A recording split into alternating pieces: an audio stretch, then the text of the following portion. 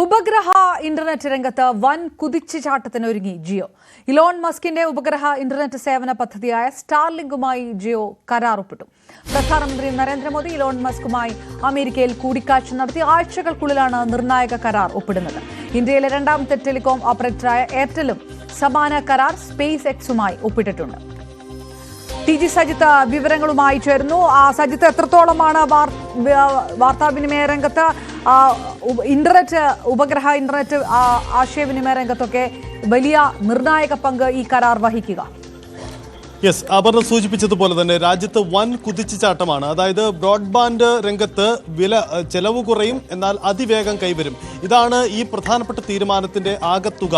രാജ്യത്ത് അത്തരമൊരു വലിയ കുതിച്ചുചാട്ടത്തിന് ഇടവെക്കുന്നതാണ് ജിയോ ഇപ്പോൾ ഈ സ്പേസ് എക്സുമായി ഒപ്പിട്ട കരാറിന്റെ ചുരുക്കം. അതായത് സ്പേസ് എക്സിന്റെ ഈ ഉപഗ്രഹ സേവന പദ്ധതി, ഇന്റർനെറ്റ് സേവന പദ്ധതിയായ സ്റ്റാർലിങ്കുമായിട്ടാണ്, സ്റ്റാർലിങ്കിന്റെ സേവനങ്ങളാണ് ഇന്ത്യയിലേക്ക് കൊണ്ടുവരിക.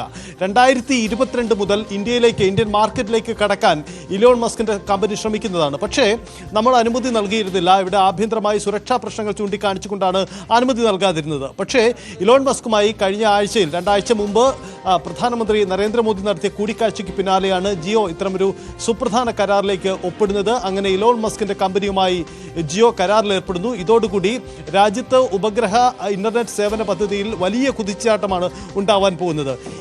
ഈ കരാർ പ്രകാരം ഉണ്ടാവുന്ന ധാരണ ഇങ്ങനെയാണ്: ജിയോയുടെ റീറ്റെയിൽ ഔട്ട്ലെറ്റുകളിൽ സ്റ്റാർലിങ്കിന്റെ ഈ ഉപഗ്രഹ സേവന പദ്ധതിയുടെ ഉപകരണങ്ങളും ഇനി മുതൽ വിൽക്കും.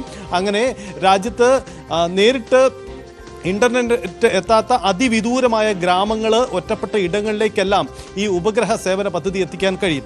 എന്ന് മാത്രമല്ല, ഒരു തരത്തിലുള്ള മുടക്കവുമില്ലാതെ ഉപഗ്രഹ സേവനത്തിലൂടെ, ഉപഗ്രഹ സാങ്കേതിക വിദ്യയിലൂടെ ഇന്റർനെറ്റ് എത്തിക്കുക വഴി ഇടതടവില്ലാതെ അതിവേഗതയിലുള്ള ഇന്റർനെറ്റ് സാധ്യമാക്കുക എന്ന ഒരു ലക്ഷ്യം കൂടി ഇത് കൈവരിക്കുന്നുണ്ട് എന്നതാണ് പ്രധാനപ്പെട്ട കാര്യം. 2022 മുതൽ ഇന്ത്യൻ മാർക്കറ്റ് ലക്ഷ്യമിടുന്ന ഇലോൺ മസ്കിന് ഇപ്പോൾ മാത്രമാണ് അതിന് വഴി തുറക്കുന്നത്. അതിന്റെ പ്രധാന പങ്കാളിയായി ജിയോ മാറുന്നു എന്നതാണ് സാഹചര്യം. ജിയോയ്ക്ക് പുറമെ രാജ്യത്തെ രണ്ടാമത്തെ, ഈ ബ്രോഡ്ബാൻഡ് രംഗത്തെ രണ്ടാമത്തെ കമ്പനിയായ എയർടെലും സമാന കരാറിൽ ഒപ്പിട്ടിട്ടുണ്ട്. അങ്ങനെ ഇത് സാധ്യമാവുന്നതോടുകൂടി രാജ്യത്തെ ഈ ഇന്റർനെറ്റ് ഉപയോഗത്തിന്റെ ചെലവ് ഇനിയും കുറഞ്ഞേക്കാം. അതേസമയം അതിവേഗം കൈവരുമെന്നതാണ് ഈ കരാറുകളുടെ പ്രത്യേകത.